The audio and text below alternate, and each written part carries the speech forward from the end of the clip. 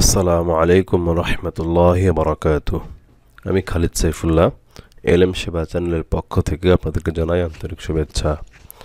আজ আমি নাজেরা অধ্যায় নিয়ে আলোচনা করব। নাজেরা মানে হলো দেখে দেখে সহি করে কোরআন শিক্ষা করা, অর্থাৎ দেখে দেখে কীভাবে আপনি কোরআনটাকে সুন্দরভাবে রিডিং পড়তে পারবেন, সুন্দরভাবে সহি করতে পারবেন, সে বিষয় নিয়ে আলোচনা করতেছি এই অধ্যায়ে। আর এছাড়া আমার কোরআন শিক্ষার 3টি কোর্স আছে আমার চ্যানেলে। এরপরে আমপার অধ্যায় আছে, বিভিন্ন মাসনুন দোয়ার অধ্যায় আছে, মাসালার অধ্যায় আছে, বিভিন্ন অধ্যায় আছে। আপনারা আমার এই ভিডিওর নিচে ডিসক্রিপশন বক্সে গেলে প্রতিটি অধ্যায়ের লিঙ্ক দেখতে পারবেন, অথবা আমার চ্যানেলের হোম পেজে গেলে প্লেলিস্টে গেলেও সকল ভিডিও দেখতে পারবেন। আমার সকল ভিডিও আপনারা দেখবেন। আর আমার চ্যানেলটি যারা এখনও সাবস্ক্রাইব করেন না, অবশ্যই সাবস্ক্রাইব করে বেল বাটনটি বাজিয়ে দিবেন, এবং আমার ভিডিও ভালো লাগলে অবশ্যই এর কাছে শেয়ার করবেন। আজকে সূরা বুরুজ আয়াত 14 থেকে 22, সূরা বুরুজের 14 থেকে 22 নম্বর আয়াত নিয়ে আলোচনা করব। বিসমিল্লাহির রহমানির রহিম। বিসমিল্লাহির রহমানির রহিম অর্থ পরম করুণাময় ও অসীম দয়ালু আল্লাহর নামে শুরু করছি। ওয়া হুয়াল গফুরুল ওয়াদুদ। ওয়া হুয়াল গফুরুল ওয়াদুদ।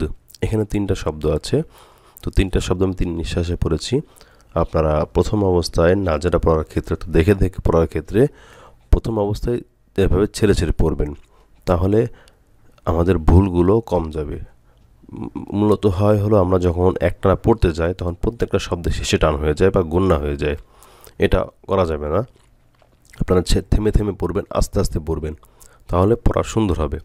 ওয়াহুয়াল গফু, ফা ওয়া পেশ ফু, পেশের পর জজমাল ওয়াও, এক আলিফ টান আছে, এখানে টান দিতে হবে। গফুরুল ওয়াদুদ, দাল ওয়াও পেশ দু, পেশের পর জজমাল ওয়াও মদের হরফ, তারপরে হরফ ওয়াকফ করা হয়েছে, অর্থাৎ দালে সাকিন করা হয়েছে। দালে পেশ আছে, ওয়াকফ করলে সাকিন হয়ে যাবে। ওয়াদুদ, এখানে 3 আলিফ টান দিয়ে পড়তে হবে, মধ্যে আরজি। ওয়াহুয়াল গফুরুল ওয়াদুদ অর্থ আর তিনি অত্যন্ত ক্ষমাশীল, প্রেমময়। যুল আরশিল মাজিদ। যুল আরশিল, আইন গলা থেকে যুল, জিব্বার আগা দিয়ে, যুল না যুল, যুল জিব্বার আগা, সামনের উপরের দাঁতে 2 দাঁতের আগার সাথে লাগবে। যুল আরশিল মাজিদ, আরশিল, আইন গলা থেকে চাপ দিবেন, আরশিল মাজিদ, মাজিদ কলকলা করতে হবে দালে, দালে সাকিন করতে হবে, ওয়াকফ করলে সাকিন হবে পেশে, পেশে ওয়াকফ করলে সাকিন করে পড়তে হবে। আর জেরের পরে জজমালা ইয়া, তারপরে হরফে ওয়াকফ হয়েছে, অর্থাৎ এখানে মধ্যে আর জি 3 আলিফ টান দিয়ে পড়তে হবে। যুল আরশিল মাজিদ অর্থ আরশের অধিপতি মহান।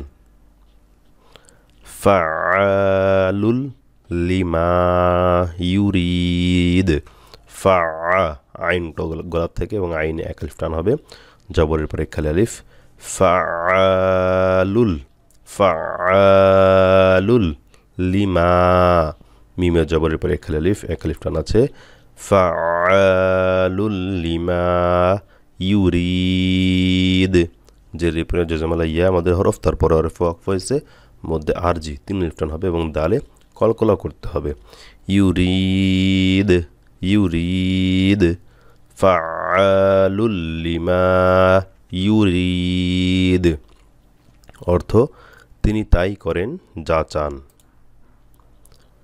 হাল আতাকা, হাল আতাকা হাদিসুল জুনুদ। হাল আতাকা, তাতে খারা জবর, মদের হরকত, এক আলিফ টান হবে। হাদিসুল, হা, হা গলা থেকে চাপ দিয়ে বলবেন হাদিসুল, দালিয়া জেদ্দি, জেরের পরে জজমালা ইয়া মদের হরফ, এক আলিফ টান হবে। সুল, সুল না সিন হয়ে যাবে সুল বললে, জিব্বার আগা দিয়ে বলতে হবে সুল। হাদিসুল, হাদিসুল জুনুদ, জুনুদ, নুনে পেশি পরে জজমালা ওয়া মদের হরফ, তারপর হরফ ওয়াকফ হয়েছে, মধ্যে আরজি। হাদিসুল জুনুদ অর্থ তোমার কাছে কি সৈন্যবাহিনীর খবর পৌঁছেছে ফিরআউনা ওয়া সামুদ ফিরআউনা কোনো টান হবে না আইন গলা থেকে আসবে ফিরআউনা ওয়া সা এখানেও জিহ্বার আগা দিয়ে বলতে হবে সা সিন না সা বললে সিন হয়ে যাবে ওয়া সামুদ পেশের পর জজমালা ওয়া মধ্যে হরফ তারপর হরফ ওয়াকফ হয়েছে মধ্যে আরজি 3 আলিফ টান দিতে হবে ওয়া সামুদ ফিরআউনা ওয়া সামুদ ফিরআউনা ওয়া সামুদ অর্থ ফিরআউন ও সামুদের বালিল্লাযীনা কাফারু ফি তাকযীব বালিল্লাযীনা জাল জিহ্বার আগা দিয়ে বলতে হবে য জাল সা তিনটা হরফের মাখরাজ কি জিহ্বার আগা দিয়ে বলতে হবে য জাল সা তো এই জাল জি বলা যাবে না জি বলতে হবে জিহ্বার আগা দিয়ে আমাদের বেশিরভাগ ক্ষেত্রে জি হয়ে যায় জি হয় না এজন্য খেয়াল করতে হবে যিনা বালিল্লাযীনা এক আলিফ টান হবে জালে কাফারু পেশের পর জজমালা ওয়া মদের হরফ এখানেও এক আলিফ টান হবে কাফারু ফি তাকযীব ফি তাকযীব ফি তাকযীব ফিতে এক আলিফ টান হবে জের পরে জজমালা ইয়া মদের হরফ এখানে জালের জের পরে জজমালা ইয়া মদের হরফ তারপরে হরফ ওয়াকফ হয়েছে দুই জেরে ওয়াকফ করলে সাকিন করে ওয়াকফ করতে হবে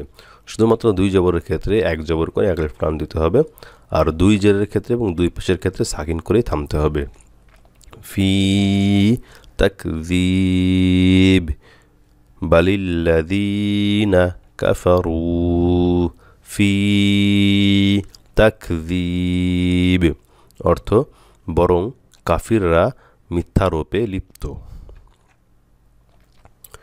ওয়াল্লাহু মিন ওয়ারাইহিম মুহীত ওয়াল্লাহু এখানে দেখুন ওয়াও তাসদীদ আছে যদি আগের আয়াত থেকে মিলাই আসেন তাহলে তাসদীদ ধরতে হবে আর যদি মিলাই না আসেন তাহলে তাসদীদ বাদ দিয়ে পড়তে হবে যেহেতু আয়াত শেষে আমি থেমে আসছি এজন্য তাসদীদ বাদ দিয়েছি ওয়াল্লাহু আল্লাহ শব্দের পূর্বে জবর আছে এই যে আল্লাহ এটা হলো আল্লাহ শব্দ তার পূর্বে জবর আর পেশ থাকলে ল পড়তে হয় এই লাকে ল করে পড়তে হয় আর যদি এখানে জের থাকতো তাহলে লা করে পড়তে হতো ওয়াল্লাহু মিউ নুন সাকিনের পরে ওয়াও আসছে তাহলে ইদগামে বা গুন্না এখানে গুন্না করতে হবে অর্থাৎ ওয়াও হলো 20টি হরফের মধ্যে একটি অক্ষর মিউ ওয়ারাইহিম রতে জবরের পরে খালি আলিফ মদে হরফ তার উপর লম্বা মোটা চিহ্ন 4 আলিফ টান দিতে হবে এক আলিফকে 4 আলিফ টান দিতে হবে 4 আলিফের চিহ্নর জন্য ইহিম মিম সেকেন্ডের পরে মিম আসছে এটা হলো মিম সেকেন্ড ইদগাম তো এখানেও গুণা করতে হবে মিম সেকেন্ডের পরে মিম আর বা আসলে গুণা হয় এটা মনে রাখতে হবে ওয়ারাইহিম মুহীত এই যে দেখুন ততে দুই পেশ আছে দুই পেশ থাকলেও সাকিন করে থামতে হবে দুই জের এবং দুই পেশ থাকলে সাকিন করে থামতে হবে শুধুমাত্র দুই জবর থাকলে এক জবর করে এক আলিফ টানতে পড়তে হবে ওটাকে বলা হয় মধ্যে এওয়াজ আর এখানে ততে সাকিন করতে হবে দুই পেশ আছে এবং ত হলো কলকলার একটি অক্ষর কলকলা করতে হবে এবং মুহীত হাতে 3 আলিফ টান দিতে হবে মধ্যে আরজি হা গলা থেকে মুহীত ওয়াল্লাহু মিন ওয়ারাইহিম মুহীত অর্থ আর আল্লাহ তাদের অলক্ষ্যে তাদের পরিবেষ্টনকারী বাল হুয়া কুরআনুম মাজিদ বাল হুয়া এখানে কোনো টান নাই কফ গলা থেকে খারা জবর মধ্যে হরকত এক আলিফ টান হবে নুনের উপর তানবিন আছে তানবিনের পরে মিম আসছে ইদগামে বা গুন্না করতে হবে কুরআনুম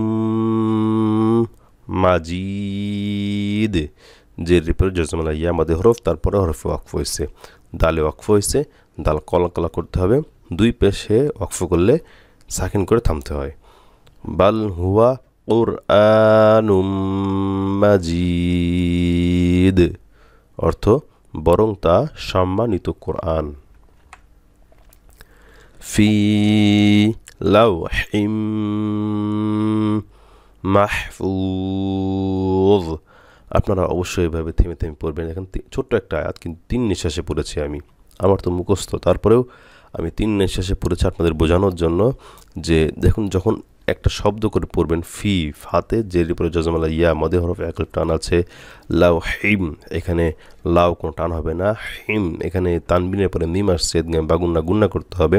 এরকমভাবে প্রত্যেকটা শব্দে কোথায় টান আছে, কোথায় গুন্না আছে, কোথায় টান নাই, কোথায় গুন্না নাই, প্রত্যেকটা জিনিস কোনটা আইন সই করতে হবে, কোনটা হ্যাঁ সই করতে হবে, এই হরফগুলো, এই নিয়মগুলো আস্তে আস্তে খেয়াল করতে হবে। প্রথম অবস্থা যদি খেয়াল করেন তাহলে পরবর্তীতে আস্তে আস্তে ঠিক হয়ে যাবে। আর যদি খেয়াল না করেন তাহলে দেখবেন এটা ঠিক হবে না, সামনে আর ভুলই পড়ে যাবেন সবসময়। এই জন্য আপনারা খেয়াল করবেন যেন প্রত্যেকটা নিয়ম এবং প্রত্যেকটা গুণা, প্রত্যেকটা টান যেন সঠিক হয়। ফি এক আলিফ টান, লাউ হিম, হিমে গুণা করতে হবে। মাহ যে হা গলা থেকে, মাহফুজ, মাহফুজ বললে কিন্তু হা হলো না, তাহলে এখানে হা বাদ দিয়ে পড়লেন, তাহলে একটা হরফ বাদ দিলে কী হবে আপনি নিজে চিন্তা করেন। মাহফুজ, 2 জের আছে, ওয়াকফ করলে সাকিন হয়ে যাবে। পেশি পর জজমালা ওয়া মধ্যে হরফ, তারপর হরফ ওয়াকফ হয়েছে, মধ্যে আরজি 3 আলিফ টান দিতে হবে শেষে। ফি লাওহিম মাহফুজ, অর্থ সুরক্ষিত ফলকে লিপিবদ্ধ। তো আজকে এখানেই, পরবর্তী পর্ব দেখার আমন্ত্রণ। আল্লাহ পাক সবাইকে ভালো রাখুক, সুস্থ রাখুক। আসসালামু আলাইকুম ওয়া রাহমাতুল্লাহি ওয়া বারাকাতুহু।